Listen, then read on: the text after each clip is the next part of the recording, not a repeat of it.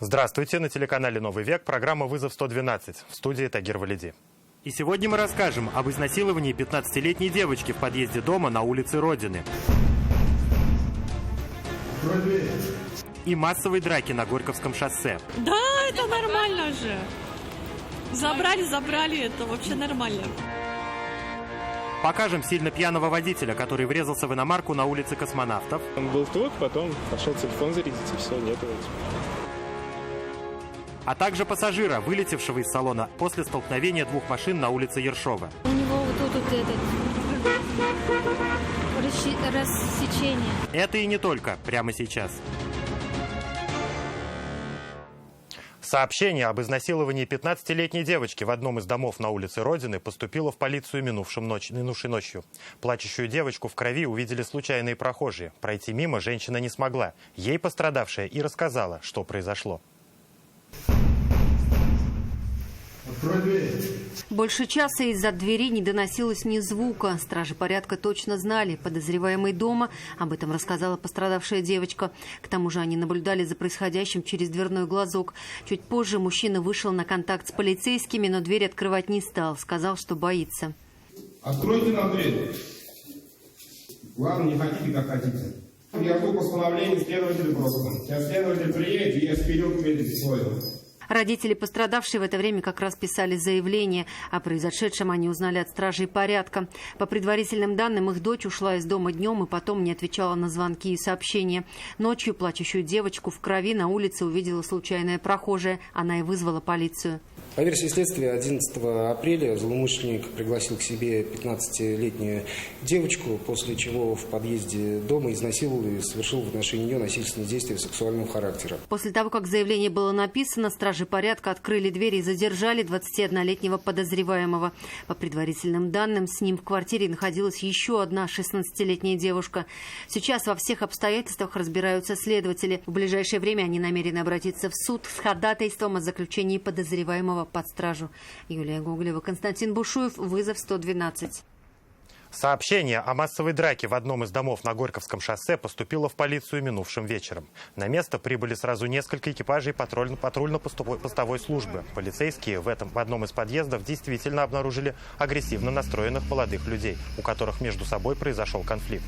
Всех их задержали. У одного из молодых людей при себе был нож. В общей сложности в отдел полиции доставили 7 человек. Да, это нормально же. Забрали, это вообще нормально.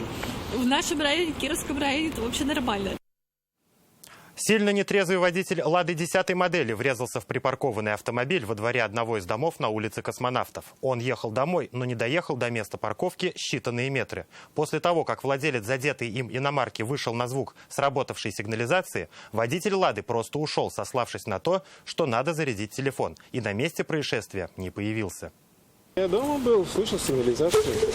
Он ставит машину так, чтобы было видно из окна. Когда сработала сигнализация, увидел, что рядом стоит «Лада». Понял, что легковушка зацепила бампер его автомобиля. Когда вышел, водитель «Лады» был на месте. Он был тут, потом пошел телефон зарядить, и все, нет его. Мужчина рассказывает, что ни эту десятку, ни ее водителя раньше не видел. Но, как установили автоинспекторы, живет он в том доме, у которого и произошла авария. Его вернули на место ДТП. Что-либо рассказать об обстоятельствах произошедшего он не захотел, но до этого поведал владельцу иномарки, почему не справился с управлением. Заехал и... Рассказывает, почему потерял контроль над машиной, понял сразу, мужчина был нетрезв. Насколько сильно, показал только алкотестер. Больше 1,6 миллиграмма чистого алкоголя в литре выдыхаемого воздуха. Перед тем, как сесть за руль, мужчина, вероятно, выпил больше бутылки крепкого алкоголя. Теперь ему, возможно, придется лишиться водительских прав на срок до 2 лет и выплатить штраф в 30 тысяч рублей. А водитель иномарки, скорее всего, будет подавать на него в суд. Если мирным путем возместить ущерб, он откажется. Станислав Яковлев, Константин Бушуев, «Вызов 112».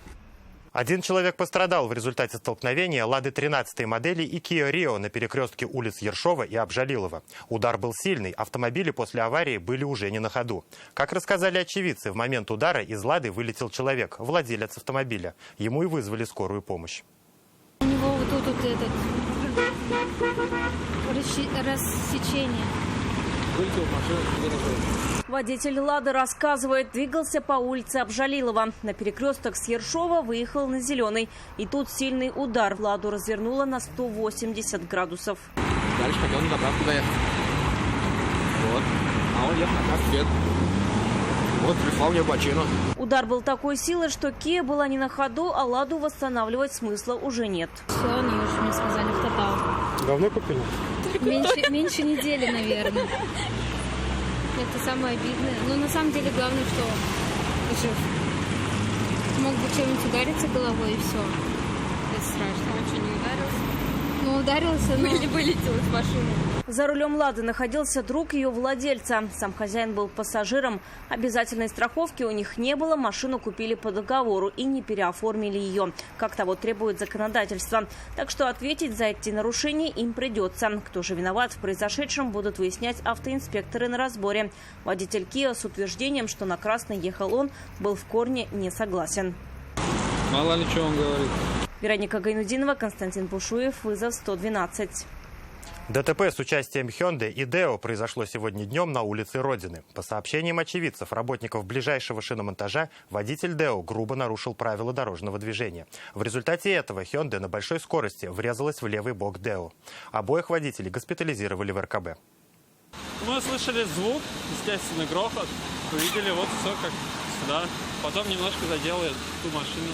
Громкий удар прервал работу шиномонтажа. Около часа дня Дэо выезжала со второстепенной дороги на улицу Родины. В этот момент в бок буквально влетела Hyundai. Получается, Hyundai ехала в сторону заправки. А Дэо выезжала из то ли шиномонтажки, в общем, из той части. Сразу на левую полосу и резко. На большой скорости шла Hyundai. Ну, скорость точно сказать, естественно, не могу.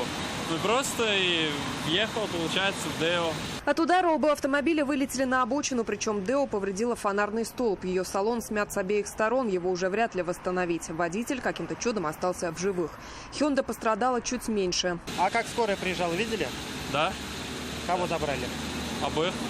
В тяжелом состоянии был водитель Deo. Он, получается, с водительского вылетел от удара на пассажирское сиденье и вообще не понимал, что происходит. Водитель Hyundai более-менее в нормальном состоянии.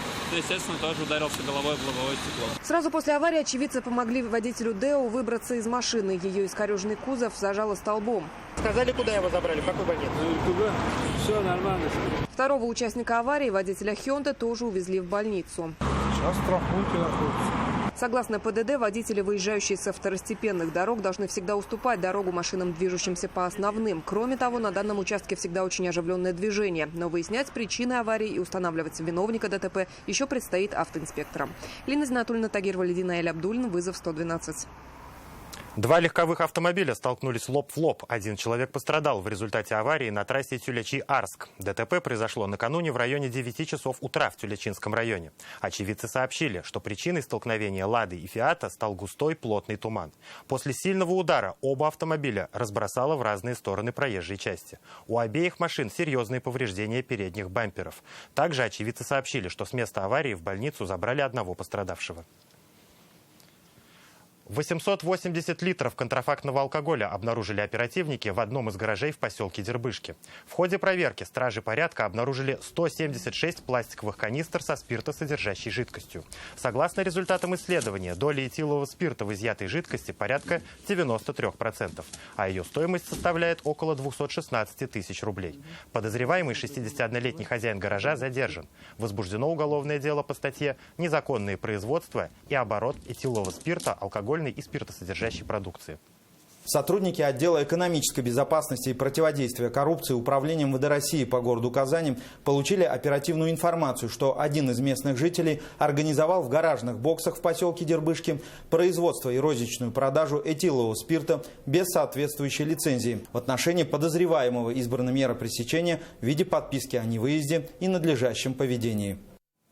И это все, о чем мы успели вам рассказать. Обо всех происшествиях вы можете сообщать нам по телефону 570 50 50 или на мобильный 8 98 69 112 112.